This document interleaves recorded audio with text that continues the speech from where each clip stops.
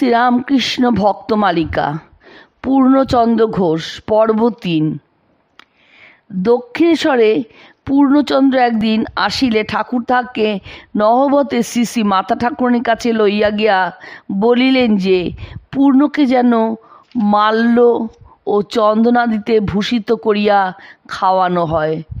মাতা ঠাকুরানী ঠিক তাহাই করিলেন। পূর্ণ ওই ঘটনা এরূপ বর্ণনা করিয়াছিলেন। আমাকে নহবতখানার ভিতর নিয়ে গিয়ে একজন স্ত্রীলোককে বললেন, এই পূর্ণ, একে খাওয়াবার কথা বলেছিলাম। স্ত্রীলোকটি আমার ঠিক মায়ের মতো স্নেহ ভরে কাছে ডেকে নিয়ে আসন পেতে বসিয়ে খাওয়াতে লাগলেন। ঠাকুর একবার বাইরে যাচ্ছেন, আবার তাড়াতাড়ি এসে তাকে ডেকে বলছেন, ওগো, এই তরকারিটা বেশি করে দিও। আবার যান, আবার আসেন, দাঁড়িয়ে ভাবে যেন কি দেখছেন। আবার আহার শেষ হলে ঠাকুর তাকে হাতে মুখ ধোবার জল ঢেলে দিতে বললেন। পরে তাকে চেঁচিয়ে বলে উঠলেন, ওগো, 16 আনা দিও। স্ত্রীলোকটি একটি টাকা আমার হাতে গুঁজে দিলেন। আমি তখন ভেবেছিলাম স্ত্রীলোকটি বোধহয় ঠাকুরের কোনো মেয়ে ভক্ত। পরে যখন মা ঠাকুরকে প্রণাম করতে যাই, তখন দেখি সেই তিনি আমাদের মা। পূর্ণ না বলিলেও ঠাকুরের পূর্ব উদ্ধৃত কথা হইতে অনুমান করিতে পারি যে মালা চন্দন পরিহিত পূর্ণ সেদিন ভাব বিহ্বল হইয়াছিলেন।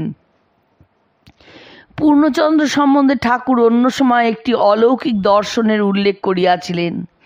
এতক্ষণ ভাবাবস্থায় কি দেখছিলাম জানো? 3-4 ক্রোশ ব্যাপী শিওরে যাবার মেঠো রাস্তা। সেই মাঠে আমি একলা।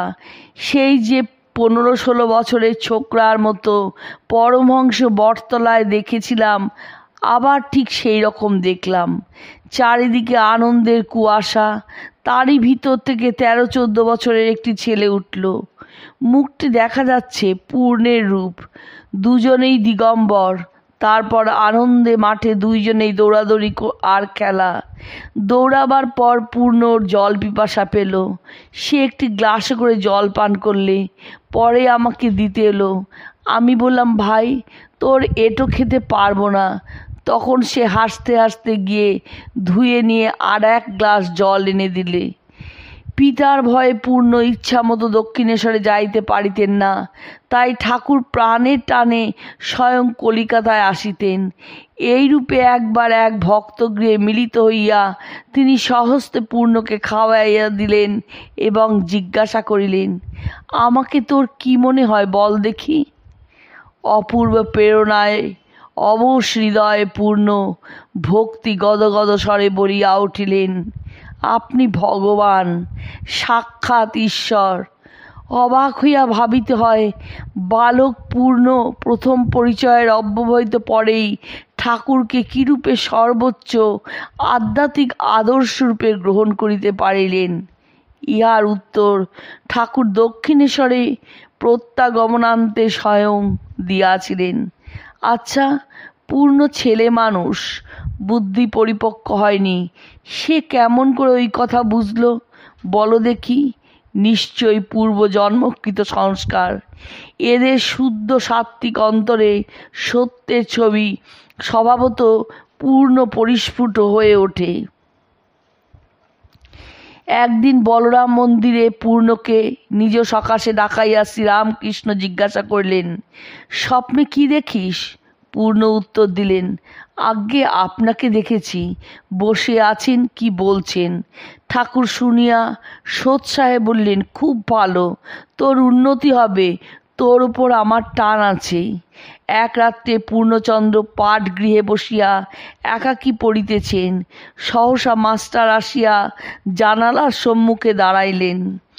অমনি পূর্ণচন্দ্র বাহিরে আসিলে মাস্টার মৃদুস্বরে বললেন, ঠাকুর শ্যামপুকুরের রাস্তার মোড়ে তোমার জন্য প্রতীক্ষা করছেন, সঙ্গে এসো। পূর্ণচন্দ্র কর্নওয়ালিস স্ট্রিটের উপর বাস করিতেন। সেখান হইতে মাস্টারের সহিত শ্যামপুকুর ও কর্নওয়ালিস স্ট্রিটের মোড়ে উপস্থিত হইলে তথায় অপেক্ষারত ঠাকুর তাহাকে আলিঙ্গন করিয়া স্নেহার্দ্র কণ্ঠে বলিলেন, তোর জন্য সন্দেশ এনেছি, তুই খা, এই বলিয়া মুখে তুলিয়া দিলেন। পরে তিনজনে পল্লীর মধ্যে মাস্টারের গৃহে গেলেন এবং ঠাকুর সেখানে পূর্ণকে সাধন সম্বন্ধে নানা উপদেশ দিলেন। অপর একদিন দেবেন্দ্র মজুমদারের হাতে পূর্ণের জন্য কয়েকটি আম পাঠাইয়া ঠাকুর বলিলেন যে তাহাকে খাওয়াইলে লক্ষ ব্রাহ্মণ ভোজনের ফল হইবে। আর একদিন মাস্টারের সহিত কথা প্রসঙ্গে ঠাকুর জানিতে চাইলেন যে দক্ষিণেশ্বরে যাতায়াতের পর পূর্ণের কোনো উন্নতি হইতেছে কি না। মাস্টার কইলেন, সে 4-5 দিন ধরে বলছে ঈশ্বর চিন্তা করতে গেলে আর তার নাম করতে গেলে চোখ দিয়ে জল পড়ে, রোমাঞ্চ এইসব হয়। অতঃপর ঠাকুর বললেন, খুব আধার, তা না হলে ওর জন্য জপ করিয়ে নিলে। ও তো ওই সব কথা জানে না। আবার সহসা জিজ্ঞাসা করিলেন, আচ্ছা পূর্ণর অবস্থা কীরকম দেখছো, ভাবটাপ হয় কি?